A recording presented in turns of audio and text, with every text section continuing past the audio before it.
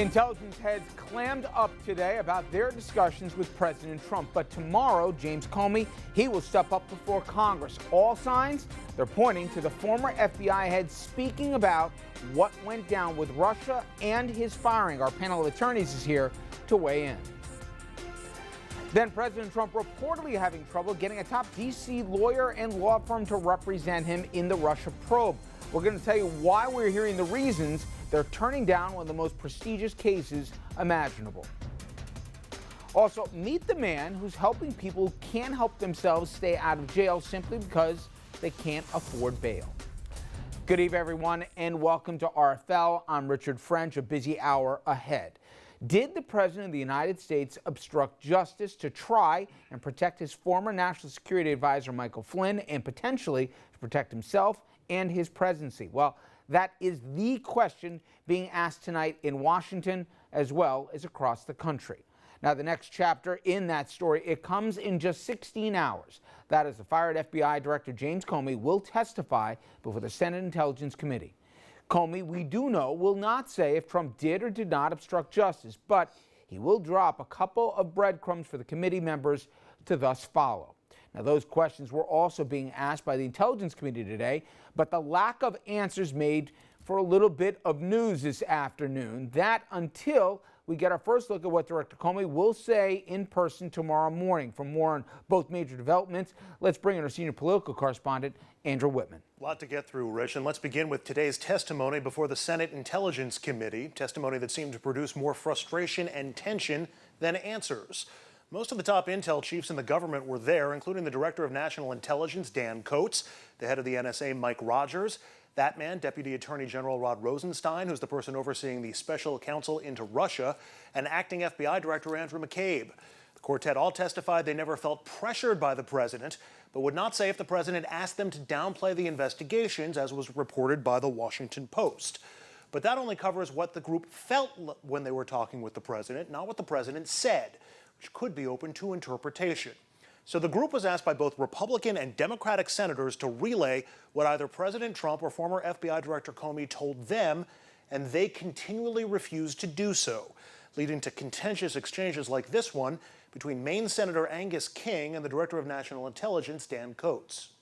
I'm not satisfied with I do not believe it is appropriate or I do not feel I should answer. I want to understand a legal basis. You swore that oath to tell us the truth, the whole truth, and nothing but the truth, and today you are refusing to do so. What is the legal basis for your refusal to testify to this committee? I'm not sure I have a legal basis. I'm not sure I have a legal basis. It did not end there. The hearing did end with Ranking Democrat Mark Warner laying into Deputy AG Rod Rosenstein and the rest of the witnesses. Our default position is that when there's a Justice Department investigation, we do not discuss it publicly. That's our default rule, so nobody needs to. Is that the rule for the President of the United States as well? I don't know what. Because that is what the questions are being asked about. Reports that nobody has laid the rest here, that the President of the United States has intervened directly in an ongoing FBI investigation, and we've gotten no answer from any of you. And frankly, we've at least heard from Director Coats and Admiral Rogers that they've not been asked to recuse an answer because of Director Mueller, and I don't understand why we can't get that answer. That was today. Tomorrow, of course, James Comey will be in front of that same Senate Intelligence Committee. And today, reportedly at Comey's behest, the committee released Comey's prepared opening remarks that he will give at the start of his testimony tomorrow. In the 7-page document, Comey does seem to confirm that he told President Trump on 3 separate occasions that Trump was not personally a target of his investigation.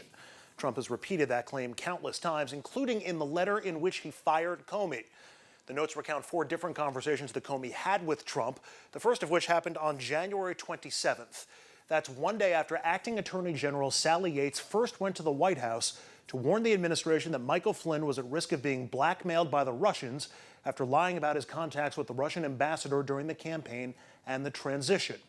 The next day, January 27th, Trump invites Comey to a dinner that Comey did not realize would be private. Following the dinner, Comey says, quote, "The president began by asking me whether I wanted to stay on as FBI director, which I found strange because he had already told me twice earlier that he hoped I would stay, and I had assured him that I intended to." A few minutes later, the president said, quote, "I need loyalty. I expect loyalty." Comey continues, I didn't move, speak, or change my facial expression in any way during the awkward silence that followed. We simply looked at each other in silence. Comey continues, President Trump then said later in the dinner, quote, I need loyalty. Comey replied, you will always get honesty from me. He, the president, paused and then said, that's what I want, honest loyalty. Comey paused, then said, quote, you will get that from me. Noting it is possible we understood the phrase honest loyalty differently, but I decided it wouldn't be productive to push it further. Flash forward to February 13th. That is the day that Trump fired Michael Flynn for lying to Mike Pence about his meetings with the Russian ambassador.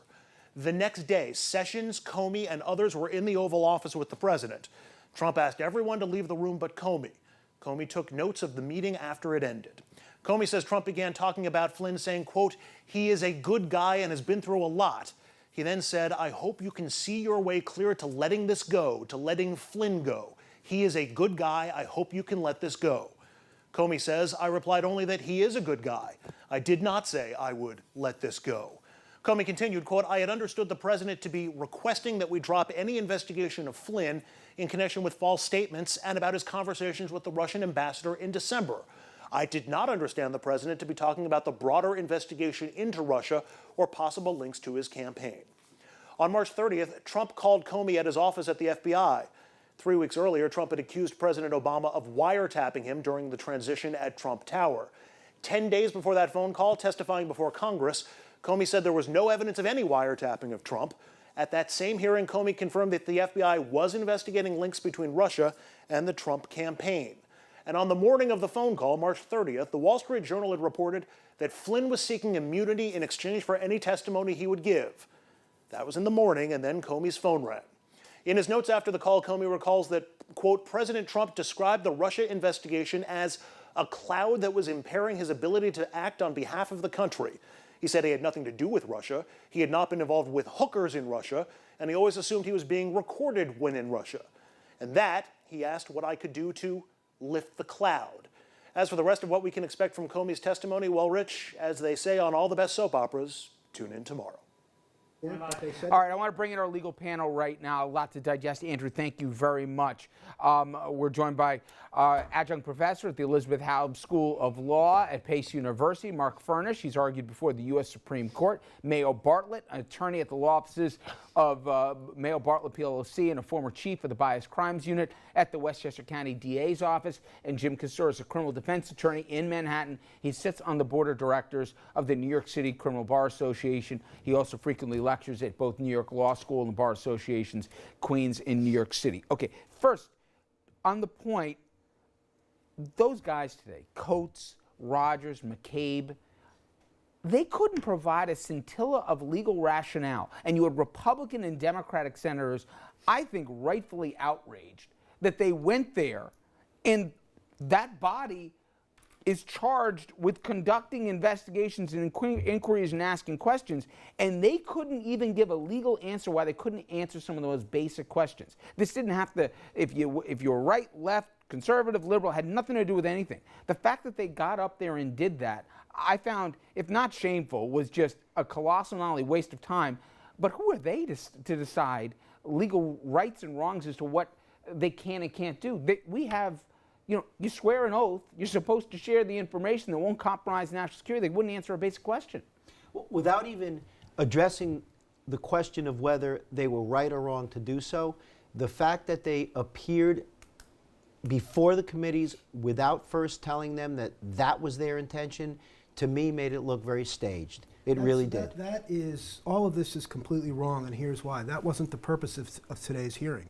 This was about the reauthorization of Section 702 of the Foreign Intelligence Surveillance Act. That was the express purpose of today's hearing. Mark, they weren't, so wait a minute. Wait, you under the pretense that those three gentlemen didn't assume they were going to be asked questions? They were not called there for that purpose today, and in the press repeatedly in the days leading up to this, there were warnings issued by those people and their emissaries saying if politicians on either side, right or left, tried to sabotage this particular debate about the reauthorization of a critical national security statute, they wouldn't get sidetracked. Now, they can subpoena these people and bring them back in to testify about that, but let's just be fair. It was not a good look today, Mark, and put it this way. That was not the purpose of today's hearing. The purpose of tomorrow's hearing, which we already know the substance of, is to address these things.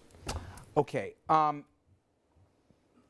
first off, why Mayo would Comey have put out the letter that he did today, or at least the memo laying out? And I've heard a couple different theories. I'm curious from yourself. Yeah, you know, I don't really know why you would do that. I guess basically you're sending it out there to show that this is presumably not something that's a recent fabrication, that you've had this in existence. You're not just tailoring your testimony to the questions that are being asked.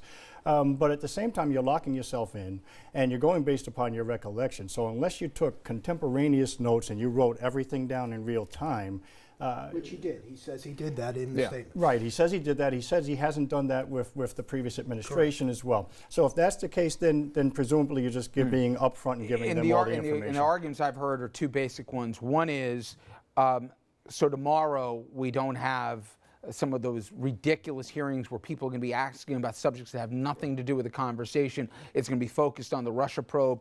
This at least doesn't guarantee that'll happen, but it'll make it quite embarrassing, frankly, with the details that were laid out in the memo today if they don't keep the questions on that. And the other one is, a lot of this, in my world of politics, not law, which we'll talk about, is expectations. He's laying out what's out there right now, and today they're going to talk about it. Is it unusual for them to release in advance their preliminary remarks? I don't think that's unusual. It's not, but he announces he wanted to do this himself. This wasn't requested in any way, but this was a decision by Comey. I suspect it's because little tidbits have been leaking out and dripping out in the days leading up to this. Now you have the whole statement in context, 7 pages. It's not long. People can read it. There's no spinning it. He's Draw their own conclusions. not afraid to let people prepare on both sides for questions. But to Mark's point also, with respect to the previous people that were testifying, you know, look, yes, there is a hearing, and a hearing should be limited to the subject matter. However, you do benefit if you get other things out of the way. You prevent yourself from having to come back over and over again to answer questions. The FISA business is important for our national security for both parties. It's not really a political issue. They said there was no pressure on them to change, to interfere with any investigation, Yes, and they yes and declined no, to get yes into and no. that much, They Mark, wouldn't. why no, not no, answer the right. other question? And that's the Because point, that- Mark. if- Guys, once we I start got to getting keep this. into Let me the keep this on the details rails of it, because I we're want to not get gonna into debate Comey FISA. tomorrow. Frankly, once tomorrow happens, no one's going to remember today. Correct, But you're right. correct. It was selective what they chose that they could talk about, what they couldn't, and what they left unsaid Once is the you big story. start Wait a getting second, into the Mark, details, I got FISA limited goes time. away. Yeah, can't do this tonight. Okay, the things that came out of Comey's letter and the focus, overwhelmingly the focus has been, Jimmy, so far. On one channel, I'll say, they said, hey, Comey said Trump wasn't investigated, okay? In every other channel, in my world, and every other person I've said, it is the culmination, not a single thing, but the picture that's painted. And I don't want to get into obstruction of justice tonight because I think that is premature. There's an investigation that Mueller's doing.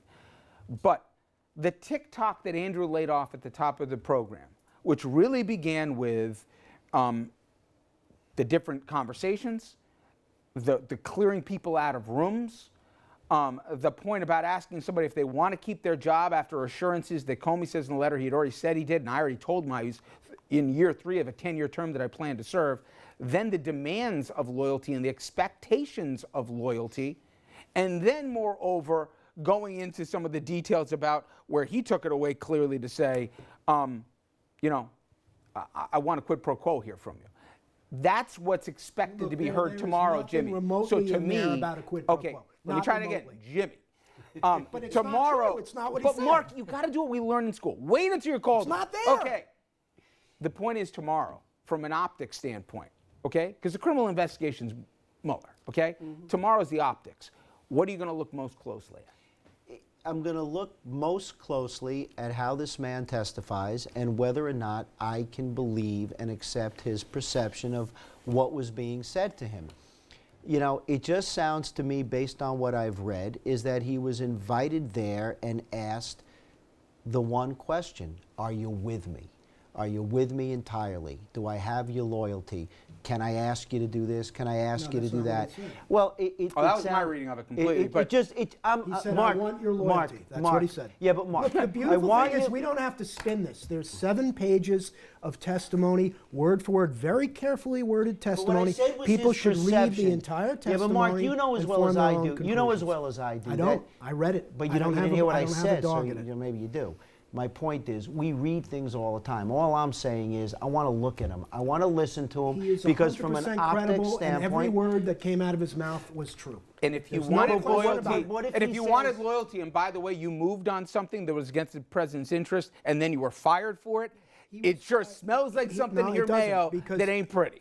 I think that when you have to choose your words very carefully, and to Mark's point, none of this stuff really should be partisan at all. It's not about politics. This is a duty that all these people owe to the American people.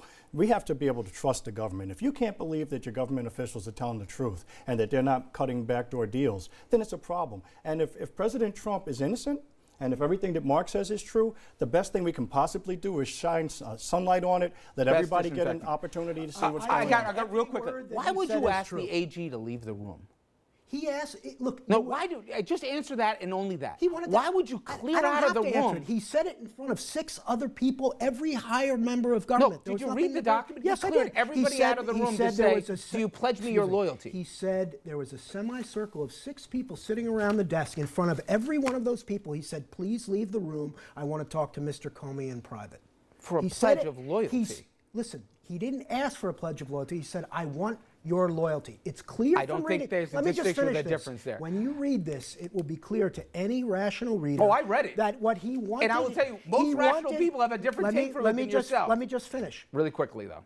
What he wanted from Comey was him to make public that he was not at the time under investigation. Over a period of 3 or 4 months, he asked Comey to do that. We 3 or only know 4 from this document wait, one time. 3 or 4 times, Comey demurred each time, as was his right. No. And That's Trump not what it fired says. him for it. Read No, it. no. Read it. No, Let the we all public- read it. He didn't say 3 times in the 3 document separate today. times, as recently Okay. as the end Coming of up March next. and then in early President Trump obviously wants to lawyer up. But the question is, top D.C. attorneys are saying no. Now, we're going to explain why, at least off the record, these folks are saying they want to be left out completely of the Russia case.